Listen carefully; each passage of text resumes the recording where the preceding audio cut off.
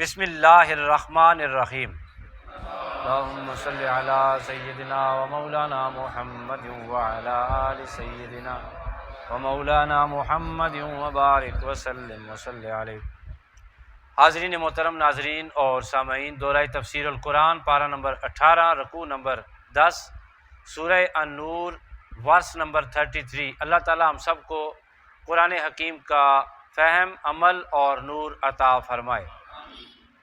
حاضرین محترم، ہم نے جیسا کہ پڑھا تھا کہ اللہ تعالی ہمیں پاک دیکھنا چاہتے ہیں۔ کل کچھ باتیں ہوئی تھیں، آج اس ضمن میں ایک اور بات کر کے ہم آیت کے ترجمے کی طرف بڑھتے ہیں۔ کیوں اللہ ہمیں گناہوں سے پاک رکھنا چاہتا ہے؟ سوال دوبارہ سن لیں، اللہ کو کیا فائدہ ہے کہ اللہ ہمیں گناہوں سے پاک رکھنا چاہتا ہے؟ دیکھیں، آپ ایک مثال سمجھیں کہ جس وقت آپ کوئی چیز خرید کر لاتے ہیں، مثال کے طور پہ ایک بیٹری خرید کر لاتے ہیں، تو وہ آپ کو کہتے ہیں جی اس کا پانی آپ نے چیک کرتے رہنا ہے۔ تو پانی چیک کرتے رہنے میں ان کا کوئی فائدہ نہیں ہے، اور نہ ہی چیک کریں گے ان کا کوئی نقصان نہیں ہے۔ وہ کہتے ہیں کہ یہ ڈیمیج ہو جائے گی، پھر کہتے ہیں کہ اس کا اتنا امپیئر ہے، اس کا بوجھ اتنی چیزیں جو ہیں وہ سہ سکتی ہیں، یعنی اتنی چیزوں کا یہ بیٹری بوجھ سہ سکتی ہے، آپ نے اس کی یہ احتیاط کرنی ہے، یہ احتیاط کرنی ہے، یہ احتیاط کرنی ہے۔ تو بیٹری کا اگر احتیاط کریں گے تو آپ کو فائدہ ہوگا، لانگ ٹائم تک بیٹری آپ کے ساتھ رہے گی۔ بلا تمثیل و مثال، خدا تعالیٰ نے انسان کو بنایا اور انسان کو کہا کہ تم اپنے آپ کو سمجھو، تمہیں اللہ نے کیوں بنایا؟ اگر اپنے آپ کو سمجھنا چاہتے ہو تو میرے قرآن کو پڑھو۔ اے انسانوں، میں نے تمہاری ساری چیزیں قرآن میں لکھ دی ہیں۔ اور پھر اللہ ہمیں گناہوں سے پاک اس لیے رکھنا چاہتے ہیں، اللہ ہمیں فرماتا ہے کہ اپنے آپ کو ڈیمیج نہ کرو۔ سمجھ آ رہی نہیں آ رہی؟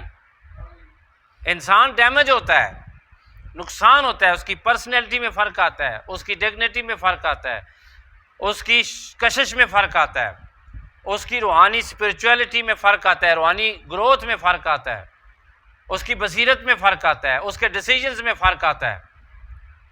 انسان جس بلندی کے لیے بنایا گیا اس بلندی سے نیچے آ جاتا ہے جب انسان مسٹیکس کرتا ہے، گناہ کرتا ہے، غلطیاں کرتا ہے۔ اللہ قرآن میں کہتا ہے یہ غلطی بھی نہ کرو، یہ بھی نہ کرو، یہ بھی نہ کرو۔ اللہ نے اسی قرآن میں انسان کی خامیاں بتائی ہیں، کمزوریاں بتائی ہیں، اور اسی قرآن میں اللہ نے ٹیک آف کے اور عروج کے راستے بھی بتائے ہیں کہ یہ پھر یہی انسان ہے۔ اللہ پاک اس کو کیا دیکھنا چاہتے ہیں، اس کی ترجمانی کلندر لاہوری فرماتے ہیں کہ فرشتوں سے بہتر ہے انسان بننا، مگر اس میں لگتی ہے محنت ذرا۔ بات یہ ہے کہ اللہ نے ساری مخلوقات، کتنے ہزار مخلوقات بنائی ہیں کائنات میں، لیکن انسان کو اشرف المخلوقات کا تاج پہنایا۔ کیوں؟ انسان گناہوں سے پاک رہے گا تو فرشتوں سے اوپر رہے گا۔ تو اللہ تعالیٰ کی بارگاہ میں دعا ہے کہ وہ ہمیں اپنے آپ کو سمجھنے کی توفیق عطا فرمائے۔ جس نے اپنے آپ کو پہچان لیا اس نے اپنے رب کو پہچان لیا۔ اللہ فرماتا ہے وَلْيَسْتَعْفِفْ، اور چاہیے کہ پاک دامن بنے رہیں، چاہیے کہ پاک دامن بنے رہیں۔ الذین، وہ جو لا یجدون، نہیں پاتے نکاحن، نکاح کرنے کی قدرت۔ نکاح کریں گے کیا ہوگا؟ نظر نیچی ہو جائے گی، شرمگاہ محفوظ ہو جائے گی، آدھا ایمان رب ذوالجلال آپ کا محفوظ کر دے گا۔ لیکن اگر نہیں، پیسے نہیں ان کو، بندہ شادی نہیں کر سکتا، نکاح نہیں کر سکتا، تو اللہ نے کیا فرمایا؟ روزے رکھو۔ حضور فرماتے ہیں صلی اللہ علیہ نبی الکریم، روزے رکھو، کیا ہو جاؤ گے؟ تم اپنی نگاہوں کو جھکا لو گے۔ دیکھیں دنیا میں ایسے لوگ بھی ہیں جو شادی شدہ ہو کر بھی گندی جگہوں پہ منہ مار کے اپنا من، دن، کن، سب کچھ جو ہے وہ کالا کر دیتے ہیں۔ روح کالی، روح کا لباس کالا، دل کالا، چہرہ کالا، نگاہیں کالی، باتیں کالی۔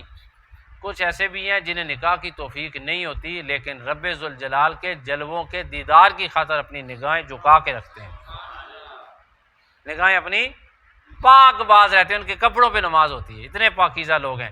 اللہ فرماتے ہیں ہر حالت میں پاک رہو، نکاح ہوا ہے پھر بھی پاک رہو، نکاح نہیں ہوا تب بھی پاک رہو۔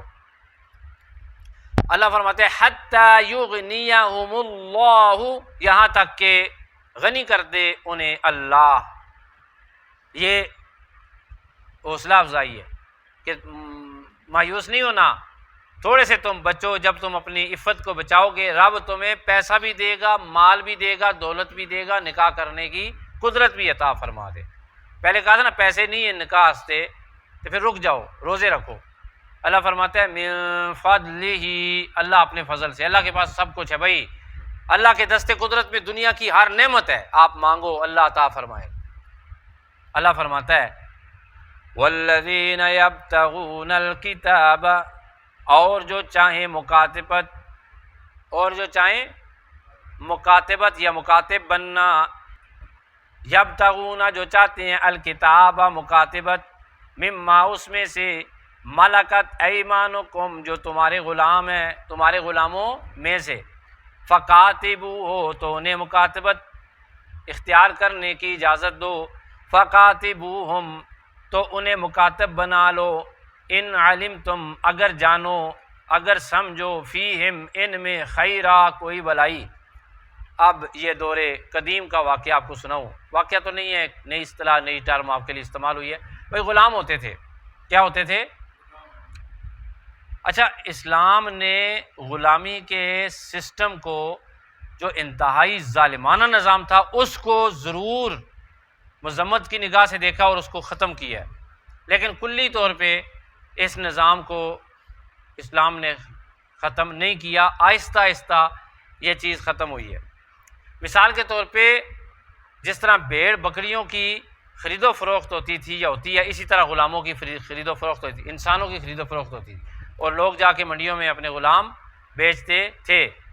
تو اسی طرح اب جب مسلمان جنگ لڑتے تھے تو جنگ کے دوران جو غیر مسلموں کے مال ہاتھ آتے تھے وہ تو غنیمت کہلاتے تھے، لیکن ان کے جو بندے ہاتھ آتے تھے ان کو مسلمان کیا بنا لیتے تھے؟ غلام بنا لیتے تھے، اور پھر بعد میں آزاد ہونے کے بھی راستے تھے کہ انہیں آزادی دے دی جائے، یہاں تک کہ کچھ کفارات ہیں، مثلا روزہ توڑا کسی نے تو اس کے اندر ایک کفارہ یہ بھی ہے غلام آزاد کرو، تو اس طرح بھی کئی غلام مسلمانوں نے آزاد کیے، مسلمانوں نے، اسلام نے غلامی کو آزاد کرنے کی بڑی حوصلہ افزائی کی ہے۔ ایک غلاموں کی بہت ساری قسمیں ہوتی ہے، عبد مکاتب، عبد مدبر، عبد معزون ہیں، تو یہ سارے جو ہیں ہوتے ہیں، ان میں سے ایک ہوتا ہے عبد مکاتب۔ عبد مکاتب وہ ہوتا ہے کہ جو اپنے مالک سے عرض کرے کہ اے مالک میں پیسے کماؤں گا، آپ کو میں پیسے دوں گا، میری آپ قیمت مقرر کریں، جب پیسے تو آپ مجھے آزاد کر دیں، تو وہ تحریر لکھ دے اور جو غلام ہے وہ اپنے مالک کو پیسے دے دے تو مالک اس کو آزاد کر دے۔ لیکن وہاں پر بھی کچھ لوگوں کا دل نہیں کر رہا تھا کہ یہ میرا کام کر رہا ہے، پانی بھر رہا ہے، جھاڑو دے رہا ہے، ظاہر ہے انسان جس وقت کہیں نکلے اور نوکر چاکر ساتھ اور گھر میں آئے تو مہمان آئے اور ایک بندہ فالتو جناب پانی، یہ کون ہے جی؟ یہ ہمارا نوکر ہے، بڑی اندر نہ محسوس ہوتا ہے جی ہمارے جناب کام کرنے والے ہیں، تو دوسرا بندہ بھی محسوس کرتا ہے جی واہ جی کیا زبردست قسم کی شخصیت ہے جی۔ لیکن اس سے اچھی شخصیت یہ ہوتی ہے اور عزت یہ ہوتی ہے بندہ آپ ہی چاہ کے آنا ہے، آپ ہی چاول روٹی لے کے آ رہا ہے، یہ بھی اچھا ہوتا ہے۔ تو دل نہیں کرتا تھا لوگوں کا، تو پھر اللہ تعالیٰ نے کہا دل کیوں نہیں کرتا، یہ بھی انسان ہے، تم بھی انسان ہو، جب یہ چاہتے ہیں کہ تم انہیں آزاد کرو، ان سے پیسے لو اور انہیں آزاد کرو، اگر تم یہ سمجھتے ہو کہ یہ آزادی کے بعد اپنی زندگی کے خود کفیل ہو جائیں گے تو پھر کیا کرو، ان کو آزاد کر دو۔ اللہ فرماتا ہے ان علمتم فیہم خیرا، اگر تم جانتے ہو اس میں بہتری ہے، اگر تم جانتے ہو یہ آزاد ہو کے لوفر ہو جائیں گے، آزاد ہو کے خراب ہو جائیں گے، آزاد ہو کے مزدوری نہیں کریں گے، آزاد ہو کے کوئی اور غلط راستہ اختیار کریں گے، پھر انہیں آزاد بے شک آپ نہ کریں۔ اللہ فرماتا ہے وَآتُوهُم مِّن مَّالِ اللَّهِ الَّذِي آتَاكُمْ، اور مدد کرو ان کی اللہ کے دیے ہوئے اس مال سے جو اللہ نے تمہیں مال دیا ہے، یہ اس نے تمہیں مال عطا کیا ہے۔ وَلَا تُكْرِهُ، اور نہ مجبور کرو، فَتَيَاتِكُمْ اپنی لونڈیوں کو، عَلَى الْبِغَاءِ بدکاری پر، ان اردنا اگر وہ رہنا چاہتی ہیں، تحسناً پاک دامن، لِتَبْتَغُوا تاکہ تم حاصل کرو، عَرَضَ الْحَيَاةِ الدُّنْيَا کچھ سامان دنیاوی زندگی کا۔ یہ جو آیت کا حصہ ہے یہ ریلیٹڈ ہے عبداللہ بن ابی سے، اس کی لونڈیاں تھیں، اور ویسے بھی اس زمانے میں لوگوں کی لونڈیاں، جیسے مرد آ گیا تو وہ غلام تھا، عورت آ گئی وہ لونڈی ہوتی تھی۔ الیاذ باللہ ان لوگوں نے غلط راستہ اختیار کر لیا کہ لونڈیوں کو سرے بازار یا کسی غلط محفل میں لے جا کر زنا پر مجبور کیا جاتا، اور ان کی کمائی اپنے لیے حلال سمجھی جاتی ہے اور ان کو یہاں کاروبار کا حصہ بنا دیا گیا۔ عبداللہ بن ابی جو منافقوں کا سردار تھا، نبی پاک صلی اللہ علیہ وسلم کے پیچھے نماز پڑھتا تھا، باہر جا کے باتیں کرتا تھا، وہ جناب اس کے پاس دو لونڈیاں تھیں، ایک کا نام تھا مسیکہ، دوسری کا نام تھا امیمہ۔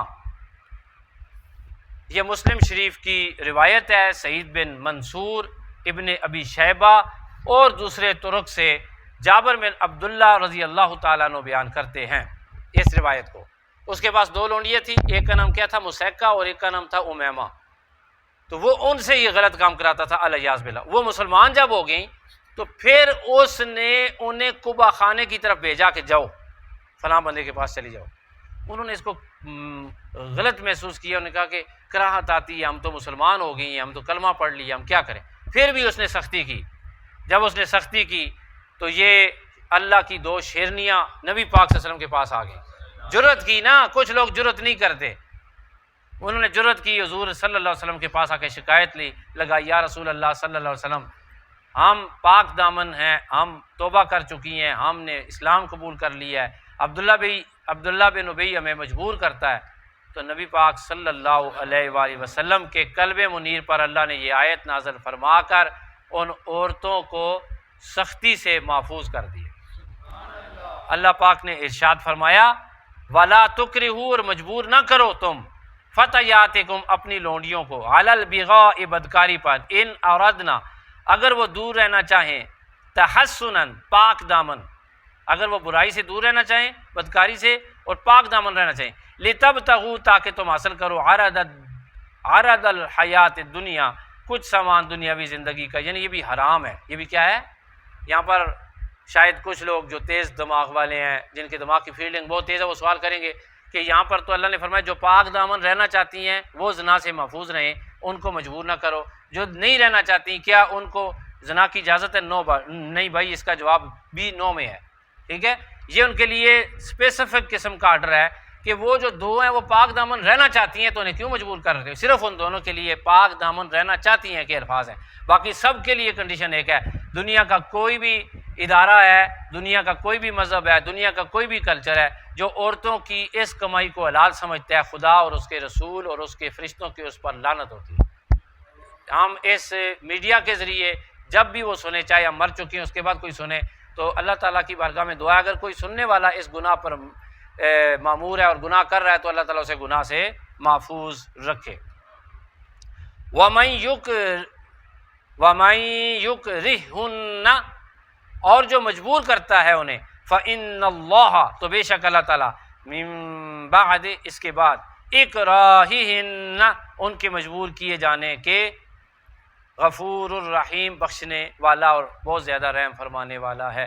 یعنی بات یہ ہے کہ وہ مسلمان ہو گئی تھی، مسلمان ہونے کے بعد نبی پاک صلی اللہ علیہ وسلم کی بارگاہ میں، جملہ ذرا غور سے سننا، مسلمان ہونے کے بعد رسالت مآب صلی اللہ علیہ وسلم کی بارگاہ میں آنے سے پہلے درمیانی عرصے میں ان کو مجبور کر کے، اگر اس نے ان کو غلط فعل پر مجبور کیا اور ان سے پھر بھی صدور ہو گیا تو یہ اللہ کی بارگاہ میں توبہ کریں، رب تعالیٰ گناہوں کو معاف فرمائیں۔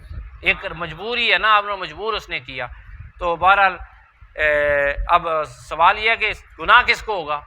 گناہ عبداللہ بن ابی کو ہوگا، گناہ اس دلال کو ہوگا، گناہ اس بغیرت انسان کو ہوگا جو عورتوں کو بھیج کے ان کی عصمت دری کرا کے اپنے جیب میں حرام کی روزی، حرام کے پیسے ڈالتا ہے۔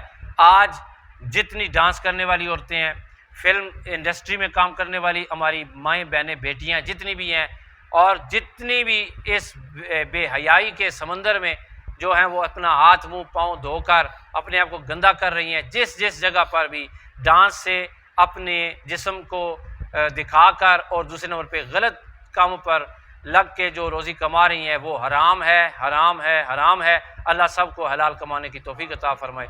وآخر دعوانا ان الحمد للہ رب العالمین۔